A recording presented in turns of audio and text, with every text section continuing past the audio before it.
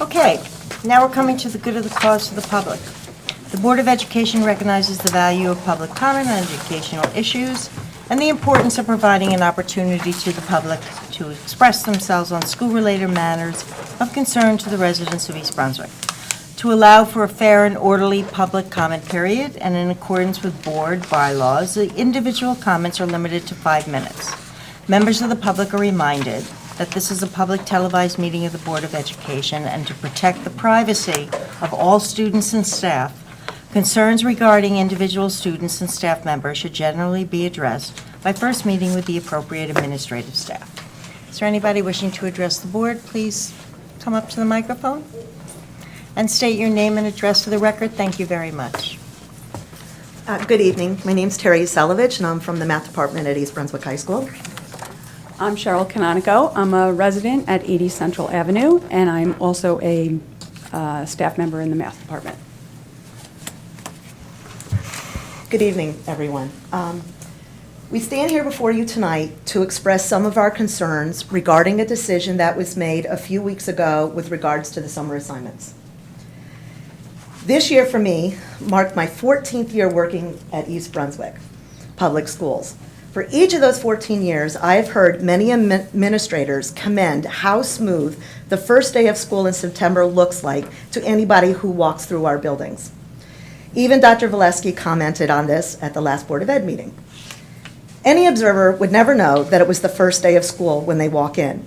A peek into any classroom looked like we had been in business always, and we weren't just returning from a long break.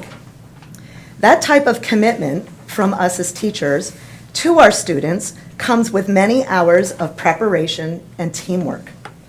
This summer assignment decision that was made in late August not only changed all of our lesson plans for the start of the new school year, but we feel it also was not what was best for our students, which Cheryl Canonico will speak to in a moment. By speaking here tonight, we hope to give you some insight into this issue. Each team of teachers for each different course spends many hours carefully creating a packet of questions from identified prerequisite skills. We all know that 10 weeks is a long period of time for our kids. They forget, they lose forward progress on the skills that they've learned from the previous year's course. When students return to school and have had an opportunity to practice some of these concepts, it allows for the course to start in a way where we have more time to learn new course material and content. Of course, you must understand, we still continually review material in class, especially when that skill set is going to be needed to move forward into a new content. We offer help during the summer in August from our Mu Alpha Theta students. There are peer tutors from our National Math Honor Society, and they will work with kids on summer assignments for 3 days in August, like I said.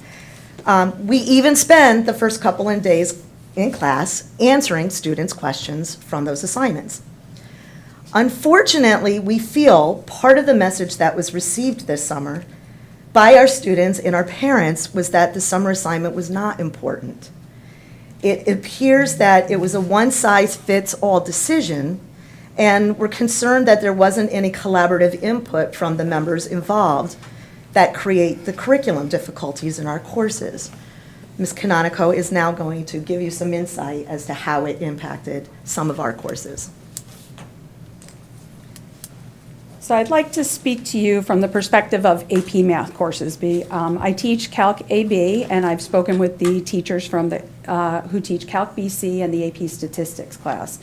And we feel that the summer assignment is incredibly important. As you know, the AP exams are administered in the first 2 weeks of May. We start school in early September. There are many districts around our nation that start school in August. So our kids are already a few weeks behind many of their peers in other states. It's important that when our students arrive, they hit the ground running. Math continues to build every year, and they can't just turn on their memories. The summer assignment We take the time, we spend a lot of time designing the assignments so that we're giving the students the opportunity to review important concepts that we know they're going to need within the first few weeks of school. These are previously learned topics. That's not new material. And due to time constraints, we cannot spend significant amounts of time at the beginning of the year reviewing the material. I can tell you from my perspective, we would rather spend the time, as opposed to a couple of weeks at the beginning of the year, building on those really challenging topics that come up in the middle of the year, that they're going to be tested on the exam.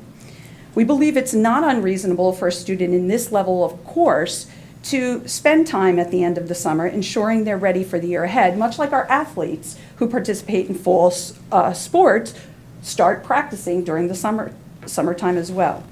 New Jersey has always had top scores in there on the AP test, and we far exceed even the New Jersey scores. We believe it's in our students' best interest to take those few hours at the end of the summer to prepare before the school year begins. Not only do they need to apply these concepts on day one, but they already have enough that they're going to have to do in that first week of school. In conclusion, as a parent of 2 alumni of our district and an educator, I'm proud of how well we prepare our students for college. And it's my goal that we would maintain this level of education for all students. And after hearing Mrs. Tibbetts' information about Park, you can really say the same thing with regards to those courses. If you look at her schedule, I couldn't really see up close, but in years past, those Park tests occur in April for the high school, which means we've lost May and June. So we really do need those students to come in at least to have given some thought to that material prior to, and then we can develop that, build on it, and move forward a little bit quicker to spend more time in the areas where we know they really are going to struggle with the new course content. We thank you for your time. Thank you. Thank you.